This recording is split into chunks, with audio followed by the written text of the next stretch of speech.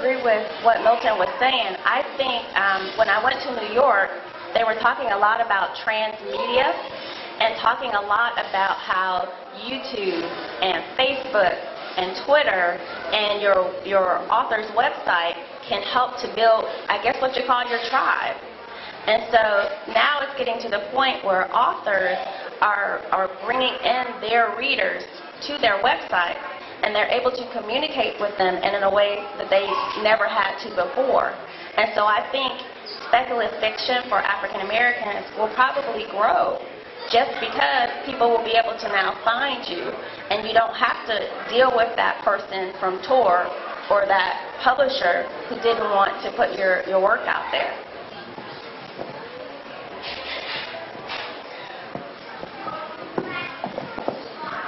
Excellent. What audience do you write for? And do you market strictly to and for black people?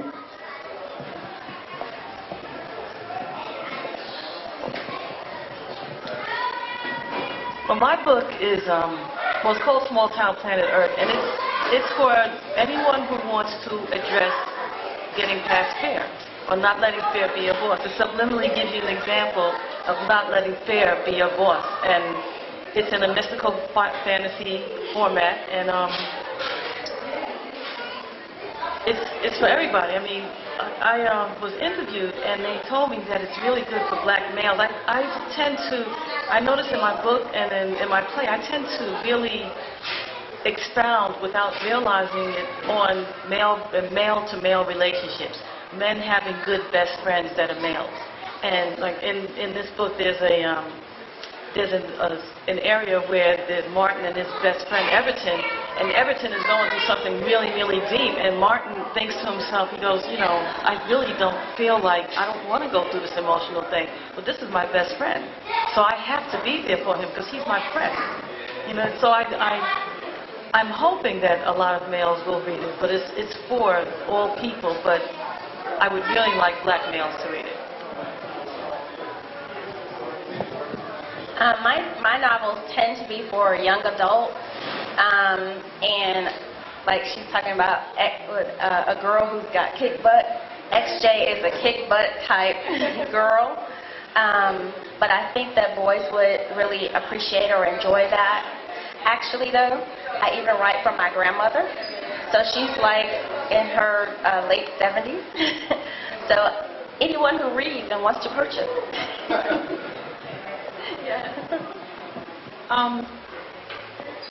Two things. As a publisher, I try to market to everybody. I mean, honestly, these stories, the themes don't change. We're all people. There are still issues of loyalty, betrayal, frustration, personal growth. Those things are not unique from person to person. As human beings, we all deal with that. So, from a publisher standpoint, I try to market to everybody. So specifically, I have, depending on the genre, certain groups I target. If it's a horror novel, of course, I'm going to target people who enjoy horror. If it's a romance novel, I'm going to target people who enjoy romance.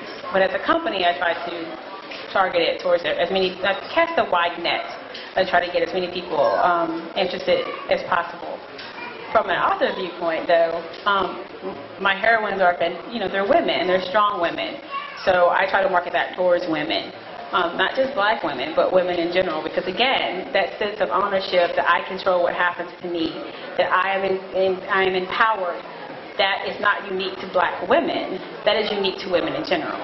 And then, of course, if guys want to read, some guys like that, a strong heroine, absolutely. Or if you just want, most of the civil stories are mysteries, so if you enjoy a good mystery, a whodunit, again, it's for you as well.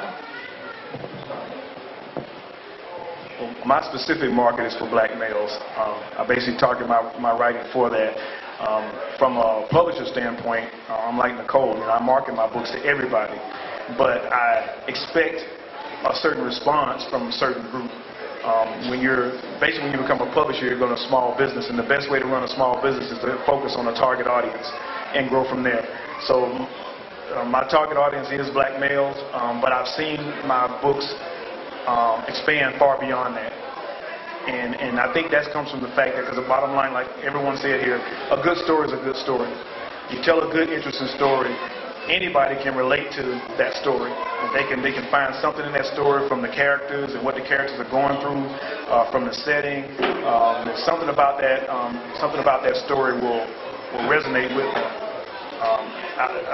I have a lot of stories. I did the Atlanta Science Fiction Society meeting a few months ago, and basically it was me and a group of white science fiction fans, and sold a ton of books.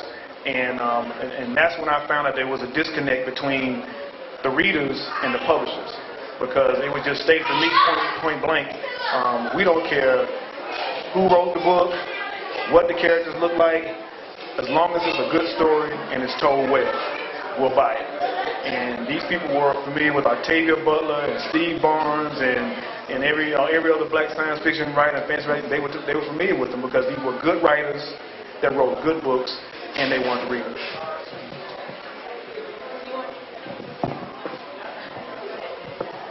I just wanted to say one thing, because it's Octavia Butler and Stephen King. Like, I had gotten to the point with Stephen King that when I turned the page, I knew what he was writing, and I had to stop reading him. Yeah, because he has a technique or something. Right, because in almost all of his stories, he has that one black senior male. I have the one black senior female who's interesting. And I think that when asking that question in regards to who do you write for, I didn't know who I wrote for until I started getting feedback from people and realizing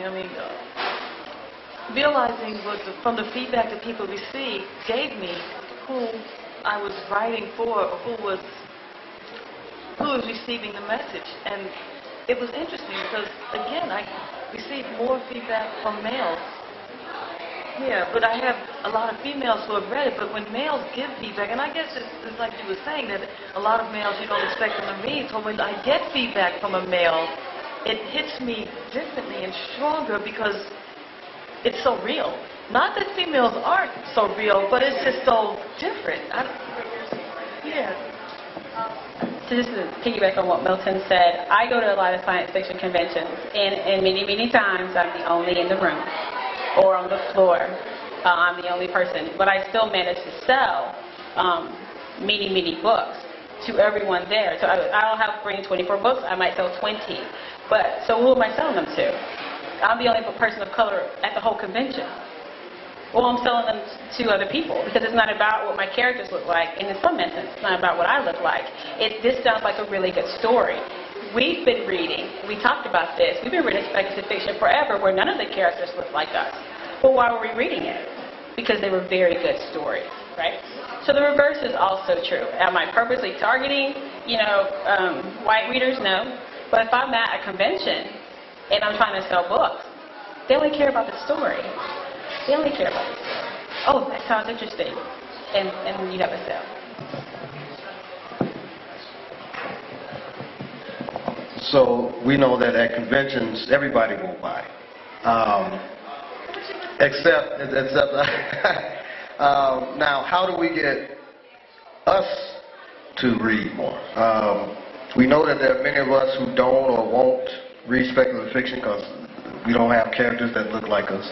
But you all are writing books where the characters look like us. How do we get brothers and sisters to begin to read our books? Do we launch a cooperative marketing campaign? What do we do? Is it film that's going to get them more interested in speculative fiction? Because me and Randy have talked about this. I think you have to change the packaging. And actually, me and Admin have talked about this on Black Science Fiction about this also. You got to change the stigma. The stigma attached to speculative work is what? White, nerdy guy in his basement living with his mama. So you're not going to read that. You don't think that applies to you. You're not white, you're not nerdy, you're not living with your mama in most cases. So that doesn't apply to you. So you're not going to pick it up. You have to change the stigma or the perception of what speculative works are. And when you do that, I think you'll get more readers. And I think we had a conversation about changing it and marketing them as action adventures because it has less of a stigma than science fiction does.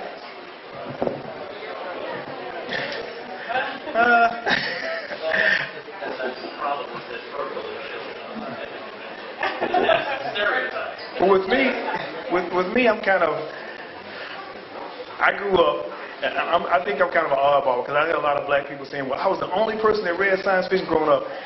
Everybody in my neighborhood read it. And I mean, the guys that played football, the guys who called themselves thugs, you know, they all sat down and read comic books and stuff like that. So when I meet people saying it, it's kind of odd for me because I've never met people who didn't read science fiction and fantasy. So it's a little different for me. I think I look at it from a business standpoint. As a business, it's my responsibility to get people to be interested in my product. And my whole thing is that, and when you see the covers of my books is basically to show strong black images.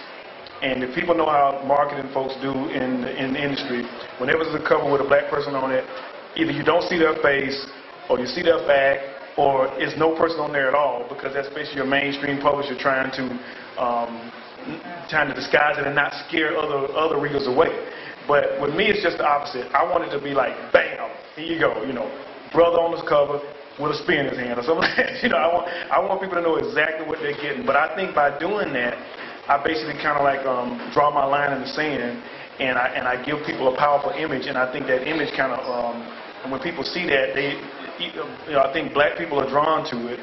And I really don't think that other people are offended by it. I mean, they basically know what the book is about, and it's an honest presentation of what it's about. And I think I don't think it's so much of the stigma of being considered a geek or a nerd or anything like that. But I think it's more of a matter of how and I don't like to try to disguise anything either. I think you have to give people what they're looking for. And you give it to them, honestly, and then they'll respond to it honestly. Because I don't really want anybody reading my book. I don't want anybody to be tricked into reading my book or fooled or controlled into it. I want them to pick it up for what it was. And if it's a good book, then I think that'll transcend. I've seen, like my wife, we had a book club meeting, and we had a book club with a group of ladies who don't really read science fiction and fantasy, but they read Meiji and they loved it.